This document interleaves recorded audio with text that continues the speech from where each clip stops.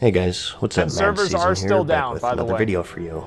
The winner of this month's poll is the Profession Picking Guide for Classic World of Warcraft. Okay. So we're sort of continuing my beginner guide series here. I started with races, and then I did classes. Good. So today, professions. Following the scheme with my other videos, I'll try to cater more to the beginners into the classic scene. So just going over the basics here about what each profession is, and maybe some highlights and popular items of each one. Their gold making potential. Whoa, and those are good maybe items for me. Wait a second. And popular items of each one. So I'm gonna get this one. I'm gonna get this one. I'm gonna get this one. And I don't need that one because fire resistance is a waste of fucking time. I don't need fire resistance for molten core. I just do it. Their gold making potential, and also strengths for No both fire PvE and PvP. And I'll also throw in Kinda my snappy. personal picks for each class at the end. The Each first thing I'll class. say is that professions as a whole are much more substantial in Classic compared to I like current. that word, Is the substantial. best way that I can put it, I guess. It is a bit counterintuitive. More and more recipes have been added over time, so how is it more substantial in Classic? Well, we'll get to that Because for they're each profession, good. That's but why. in general, point one is that this was still before the age of hyper-balance, where everything must be 100% even with each other. There are items that only certain professions could use, and they'd give you a monstrous edge in both PvE and PvP. And point two is, with gold being so hard to Engineering is the only profession. Like in vanilla WoW, you really only have one profession to choose. Because engineering is expected. Like, you should have engineering. If you don't have engineering, you're dumb. come by in general. In the modern game, you kind of get gold passively just by playing the game Yep. through world quests or table missions, generous vendor prices, and so on. But back then, it's a struggle, so these professions are going to be vital. And point three is that some of them are quite grindy and difficult to level, suck. which is just exacerbated by It point sucks two. dick to So level knowing these what you professions. want and what each one gives will save you a lot of time and money down the road, so you're not constantly switching around. We have 12 in total, and that's 9 primary and 3 secondary. Let's start with the primary professions first, specifically gathering, and work our way up from there. First up, we have the skinning profession. As you'd guess, you skin your slain enemies and harvest their precious hide. It's commonly paired I genuinely thought he put the picture up of me there. For just like that split second, I thought that was me. with the leatherworking profession, where you can craft various leather and mail armor pieces. More on that later. But overall, it's not too different from the current game. I guess that maybe a unique quirk is that they're pretty vital for raid progression actually. You need to skin the broodmother of the black dragonflight, Onyxia, to harvest her scales, and those are used by leatherworkers to make a special cloak that allows players to survive the Nefarian fight in the Blackwing Lair. To skin her, you need to have a skill of 315, so with the cap being 300, you have to get special items and enchants to get you there, so there's more to it than just right-clicking enemies. That was so fucking cool. Like, can we talk about how fucking cool that was? Like, do you have to have special items to, like, increase your skill of skinning? Like, I mean, I don't know. I thought it was just awesome. Like, I don't... Oh, man, dude. It's just, I don't know. Everything was in the game for a reason. There's, like, a certain level... I don't know, man. It's just so good. Like, I genuinely... I don't know how... It's, you know how, like, people will look at, like, a pineapple and use it as evidence for God because there's no way that a pineapple could just randomly begin to exist? Because it's like, how the fuck does a pineapple happen? You know what I'm saying? Like, and just like different, like massive, like just completely like perfect structures and things in the world that happen. And it's like, how the fuck could this ever happen if it wasn't divinely inspired? That's how I feel about Classic WoW. There are so many of these perfect things that happened. It's like God must have made this game. Like, it must have been like, it's like, you know, whenever they say that writing down the Bible was like divinely inspired by God, I think Classic WoW was the same thing. you're going to want at least one Master Skinner along with your raids, because there are so many skinnable enemies that would otherwise simply waste away. So overall, a very important profession to have. Next up though, we have mining, which is commonly paired with blacksmithing and engineering. Blacksmithing. Same sort of deal here. It's not hugely different from the current game. You go around and harvest various mining veins spread throughout the world. A minor difference being that each vein has multiple hits, so they're a bit more time consuming. Y'all ever go to one of the fucking mines and then somebody else is mining and you start spam clicking it, then you start mining it and you get their fucking ore? Whew! That was good. I love that shit, man. I would do that all the time. To harvest, and combine that with the fact that back then you could actually fail at gathering, and the increased gathering time in general could mean that you'd be clicking on the damn thing for like a minute. Their special resource is Dark Iron, which can be found in the Molten Core raid, although it's not exclusive to the zone. But you make bars from this, and blacksmiths need those to make some fire-resist gear, which is crucial for raid progression. Molten Core is like amazing for smelting them requires a bit of work though, as you have to complete a quest to learn the recipe, and you can only smelt them at the Black Forge, which is located deep inside the Blackrock Depths dungeon. There's also the Elementium ore, which you don't mine, but rather you loot off the technicians in the Blackwing Lair raid. But to smelt them, you have to be a miner. You learn the recipe from the elemental shaper Crixix, who's a hostile NPC found in the same raid, but if you have a priest, you can mind control him and converse with him, and he'll teach you the recipe. I thought you just killed him and he dropped the thing. Elementium is most notably used for the creation of the Thunder Fury legendary, really? which is the best tanking weapon in the game for Classic.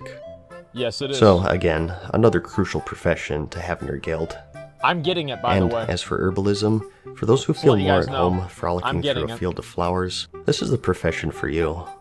This is typically paired with the alchemy profession, I'm gonna get on a and this is largely unchanged from the current game in terms of functionality. You go around picking flowers, that's pretty much it. A frustrating thing is that just like mining, you can actually fail at picking them up. That's great. Don't even ask me how that works. Maybe you're a bit too manly like me, so you have to focus your thoughts on more feminine things to properly pick them up. That's a big boy. But your big endgame material will be the Black Lotus, which is used for high-end flasks, and an item called the Gurubashi Mojo Madness, which you need for an optional boss in the Zul'Gurub raid. Damn, I guess one thing to say is that back then, you could only track one resource at a time on your minimap. Either herbs or mining nodes, not both. So for those who want double gathering professions, you may be better off just grabbing skinning as a second, unless you feel like constantly switching between herbs and veins. Yeah, it's awful. Next, for the crafting professions, let's just go alphabetically here, starting with alchemy. With this, you of course make a variety of consumables to aid you in your adventures, and you have 3 types, and that's potions, elixirs, and flasks.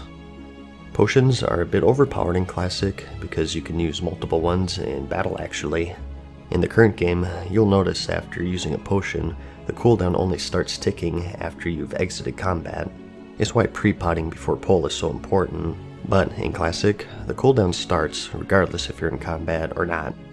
I kind of like that, but I kind of And you have the stuff that you'd expect. It's hard for me to say. Health potions, mana potions, rage potions for you warriors out there, and potions to absorb certain elements. Fire, nature, and frost are going to be the biggest ones for PvE. You also have free action potions, which are abbreviated to FAP, which breaks and provides immunity to stuns and snares. Extremely crucial for PvP. You have potions to remove curses, diseases, poisons, potions to increase armor, and it goes on and on. I actually have those ready for something As for the elixirs, these are more long-term effects. The lesser ones, at least. This was also before Blizzard distinguished between battle and guardian elixirs, so you could stack multiple offensive and defensive buffs. Typically, if they didn't provide the same stat increase. For example, you can stack an elixir of the mongoose with the Winterfell Firewater, but you can't stack a greater agility with a lesser agility since they're the same stat. And you also have flasks, which you can only have one active at a time, just like current. Imagine if you could have all 3 flasks on at the same time. Mana, immunity, but root and pacification, spell damage, and health. These take quite a large amount of materials to make, and they're only craftable. Wait, so what was the damage flask? Like, I'm trying to remember quite a large amount of materials to make, and they're only craftable at special alchemy labs. In vanilla, only found in the Skullman's dungeon and the Blackwing Lair raid. Titan so you don't die? Yeah, Okay, so you don't no one use it. thought it prudent to, Yeah, you know, there build isn't a one. lab that isn't Looks like the surrounded by mongoose. monsters. Yeah, that's about it. So, That's some may OP as find fuck. that Isn't it like annoying. 2% crit I or something? personally think it's kind of neat, fucking and insane. it adds a bit of flair to the profession. It makes you think twice before blindly popping flasks, and it gives them more value on the auction house since you have to go so out of your way. Yep. You also, of course, have the power of transmutation, so you can play God if you want to. You can transmute essences, air to fire, fire to earth, earth to water, and so on. Mithril bars to true silver, iron to gold, thorium bars to arcanite bars. Arcanite bars, of course, being crucial in the creation of the legendaries, sulfurous.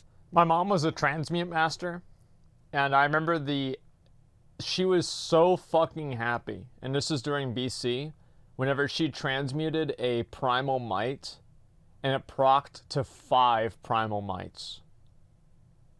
Like, I mean, that's basically like, just imagine printing 500 gold in Burning Crusade. It just procced to 5, and she was like, "Oh my god, oh my god, oh my god, oh my god, oh my god!" And I remember she would like want me to like give her materials to like transmute stuff, and she was really, really into it. The Hand of Ragnaros, and Thunder Fury, as well as other powerful items. I need to make that The line catch is art that these transmutations have a 2-day cooldown, and they all share with each other. Actually, we too. The good side, though, don't is really care that it about creates a week 1. market That's for one just level. your cooldown. A common practice back then was for someone to there's no way supply it's the gonna happen on alchemist week with 1. I didn't do materials that. for a Week 1 of being transmute 60. and some gold to essentially buy their cooldown. So, it's essentially a lazy man's way of getting gold. All it takes is a click of a button and a bit of social interaction, which I know is scary. That's the but if worst that part. fails, you can always just buy materials off the auction house That's and what I sell do. whatever you transmute for a profit. Overall, it's a pretty powerful profession for raiders. You can just buy all of the stuff on the auction house. They're not soulbound, of course, so if you're looking to min-max, it's not 100% essential to have alchemy. It'll just save you a ton of gold in the long run, and you'll even make quite a bit at the same time. Like I said, I think, I mean, like, yeah, all the professions besides engineering, like, don't really give you anything particularly unique, except for a few things that aren't really that relevant in endgame, as far as I know, whenever I think about it. But I think that just for, like, the fantasy and, like, the, I don't know, everything, I am going to be a blacksmith in Classic. Like, I just like that the most. it's definitely the lazy man's way of making gold. Yep. I myself am planning on getting it on a plethora of characters and keeping stocked up on materials, so every 2 days I just cycle through them all and click a button to collect some gold. Good profession. Next, we have blacksmithing. The best one. This is your weapon and mail and plate armor profession, and it's a pretty common choice for the heavily armored paladins and warriors. In vanilla, video? as a Sure. blacksmith, you have the option in specializing in certain areas.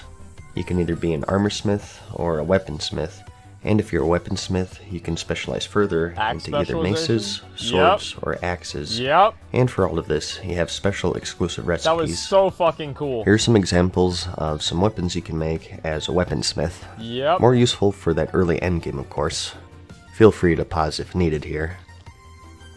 And here's some axes you can make as an Stuns axesmith. the target for 8 The seconds. Arcanite Reaper is one of the best, if not the best. Nightfall is like the main item, man. Like, this is actually so useful because it makes your target take more spell damage, right? So it just helps the casters in your raid a lot.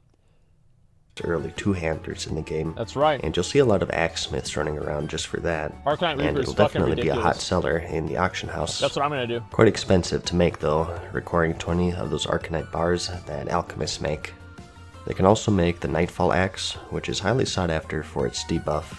Typically used by off-tanks, I believe, to Yep. maximize the raid damage. Yep. As for hammersmiths, they don't have anything too crazy really, and that's because the specializations Because for they're maces stupid. were stuns back then.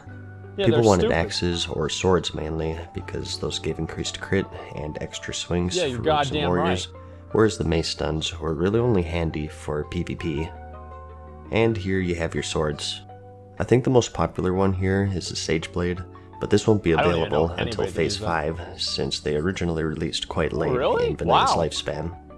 Armorsmith has a little didn't know more that. viability past that early endgame gearing, as they have some pretty powerful recipes. The Lionheart helmet and the Titanic leggings are two of the more popular ones, as they're incredibly good for DPS plate. Maybe I should just do However, that just like the instead. Sage Blade, keep in mind that not everything is going to be in at launch. They specifically mentioned the Titanic leggings, in fact. Because they're OP as fuck, right? And you also have all of your Dark Iron plate. Back then, you needed fire resistance for the Ragnaros fight in the Molten Core, or if there was a 3-minute mage in PvP or something, and through some quests and rep grinding, you can get plans for the Dark Iron gear, which has a ton of fire resistance. It's going to be crucial for that early raiding, so you'll be a valuable guild member if you get all the plans. Other key items will be your Sulfuron Hammer, which you need for the Hand of Ragnaros. I need this, guys. You can also make Sharpening Stones and Weight Stones, which are buffs to your weapons. This is more handy for Alliance players, because the Horde want that Wind Fury. Wind Fury, of course, being a buff that only Shamans have. It puts a buff on your main hand, so you don't want any stones blocking that. Yeah, obviously. And keys are also going to be your best friend. Sometimes you'll find yourself without a rogue in the group, or maybe you have one and they just haven't leveled their lockpicking, and in certain dungeons you'll have these locked doors blocking your path, or locked chests taunting you. These keys can be a lifesaver and make your group members quite happy. All in all, Blacksmith has some pretty good potential for... There's one time I opened up a chest with a fucking key, and then somebody wanted me to roll on the items that came out of it. Yeah. Gold making, but it requires a lot of time farming the materials and luck getting all of the good patterns. For the high-end stuff, you really have to put some effort in, but if you do it, and the earlier that you do it, the more you'll make. Yeah, and they have some options for some steady gold too. Remember those Sharpening Stones and Weight Stones that those I are really mentioned earlier. good. Holy shit. Again though, that's going to be more favorable to the Alliance. I'm going to have to use that. And you can also make Enchanting Rods, which enchanters need, so those will always be a good earner as well. But next, we have the Engineer. Those who like messing around with silly gadgets and explosives will find themselves quite at home with this profession, and many would agree that it's, quote, the best one for min-maxers. We'll get into that in a bit. The Field Repair Bot is present in Classic, and it's just as useful as ever. Even more so, in fact, since there aren't any repair mounts. That was the best thing they ever added, was a the repair repair any mount, raiding guild back then. It was amazing. They can also make a selection of guns and ammo, making it an appealing choice for hunters. I remember I made this gun was dubbed the Super Soaker in my guild for obvious reasons. And here you have your hunter ammo. You'll be needing plenty of this, as you burn through it faster than you'd think. Keep in mind that even if you don't use guns, there exist NPCs in your main city that trade bullets for arrows, making this an appealing choice for even bow wielders out there. Really? I didn't even know that. They can also make a helmet for underwater breathing, which is more useful in Classic due to the shorter breath timer in general. And you also have a selection of trinkets, which is notable since good trinkets are much harder to come by in Classic. Holy shit, yeah. My favorites were the elemental ones, where you could reflect spells. Oh, I always kept an ice reflector on hand for those pesky mages. And the fire one is especially useful if there's a 3-minute mage gibbing you. Yep. You also have the goblin jumper cables, which can sometimes bring a player back from death. Being a rogue who's quick with the vanish when things went awry, this saved quite a few corpse runs for my party, I'll tell you what. It's also great for a hunter who feigned death. And we also have the stun bombs. As an engineer, you have access to a variety of grenades that deal some AoE damage, and also incapacitate your enemies. 500 damage there are a bunch of different ones, but as I remember, most people stuck with the iron grenades, since they were the most cost efficient. There are higher level ones that do more damage, but they cost an arm and a leg to make, so it really depends on how much you're willing to invest there. So these are absolutely crucial for PvP, that's crazy. But they're still pretty good for PvE as well. It's a PvE music? Yeah, it's the Act 1. And you also have the Sephorium charges, which are equivalent to the Blacksmith keys, just a little more brute force. Bombs are better. Similar to Blacksmith, you have different expertises to choose from. Just 2 this time, and that's Gnomish or Goblin. Gnomes focus more on gadgets, such as the Mind Control Cap. This can sometimes mind control a humanoid target, including players, and other times it'll do nothing, or you'll be mind controlled to them. The Battle Chicken is quite nice, as it occasionally provides an attack speed buff to your group. 5% for 4 minutes, making it another appealing choice for endgame raiding. Wait, what? This is going to be a must for min-maxers and high-end raiding guilds. What the fuck? And you also have the Rocket Boots, which are a classic. Wow! These of course give you a really good speed boost, lasting for 20 seconds. The death ray trinket is another popular choice, requiring a decent cast time, but delivering some big burst damage to your target, even Look at all capable that of fucking critting. Windows Movie Maker It's shit. more used for PvP since it's all about that burst. The only downside being that dude it does just got drain some fucking of your deleted. life. Most of these gadgets do have their downsides because they can fail in spectacular ways. The boots can give you a fear effect, the mind control cap can reverse like I mentioned, the belt can banish you for 20 seconds, and so on. Another downside is that really a lot of seem this as stuff bad. is equipped, meaning that you have to forego your normal equipment and lose some vital stats. I think that makes it more But fun. you can also make a teleporter to Gadget San as a gnomish engineer. With traveling being so time consuming in Classic, stuff like I'm this actually is gonna going to be be all the engineered more just for that, valuable, so this is going to be a must if you decide to go gnome.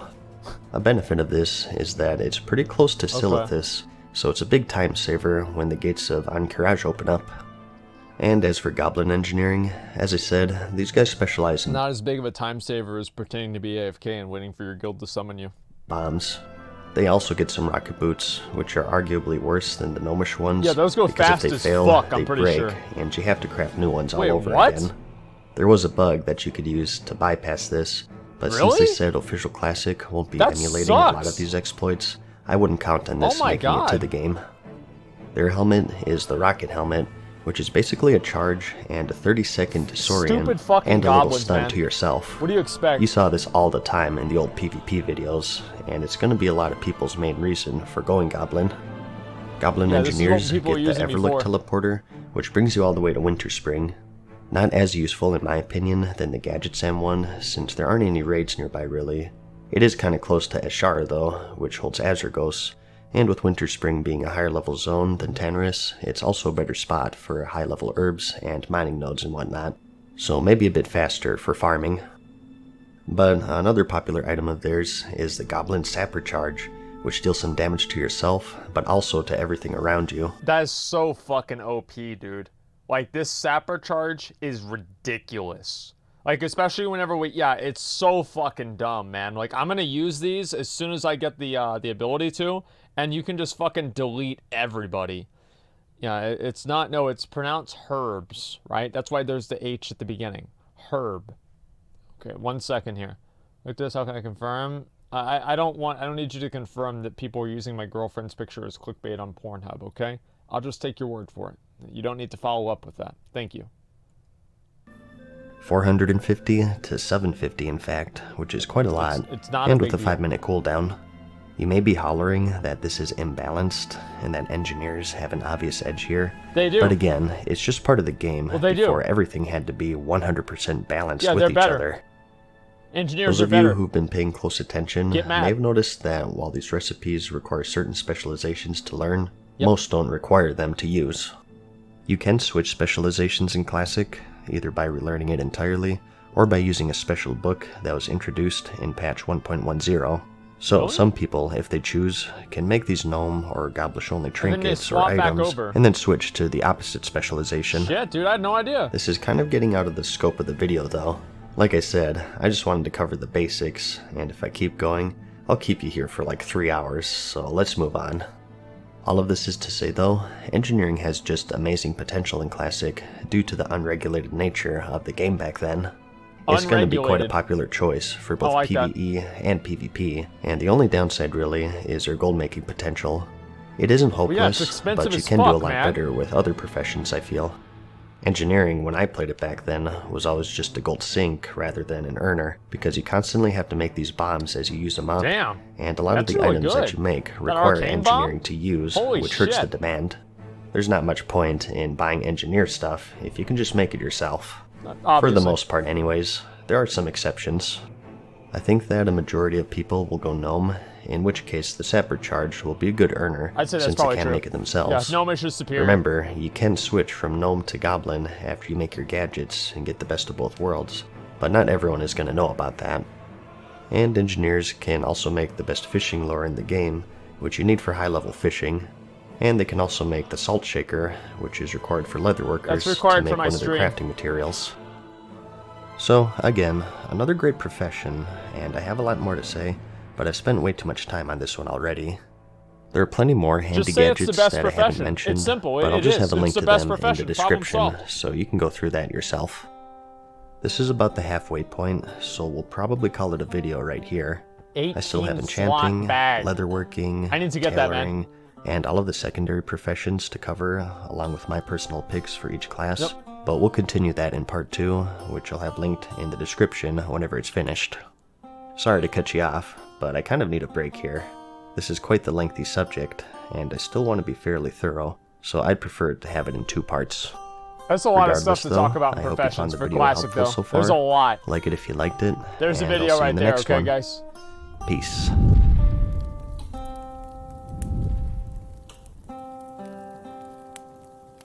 Farewell for now, mortals. We hope you enjoyed today's video. See you again soon. So let's go down. We'll look at the comments real quick. Sorry, my voice might sound different. Clickbait only took you 9 minutes to tell me social interaction is necessary. Literally unplayable. That's true. Let's see. Corrupted Ashmonger icon. Bottomless bag. What is this here? Should I pick gathering professions to make some money? You should never worry about making money in Classic WoW, okay? The way that you make money is you just play the game and you just do things to make money. Like, I don't worry about making money. It just kind of happens. And if I don't have money, I just wait until I do have money. Like, I don't know. I never really worried about making money in Classic WoW. Streamer benefits? Well, this is like, I'm talking about me from like back in the day, right? In 2006, I didn't have any streamer benefits. I was just a clown. Begged the fans. I never begged anyone for money in Classic WoW. I never did that. Now, I would figure out different ways to get money from other people, but I didn't actually beg for money. Back then, I played the game like a normal person. It wasn't really until Burning Crusade that I really kind of, I really started turning into a real piece of shit.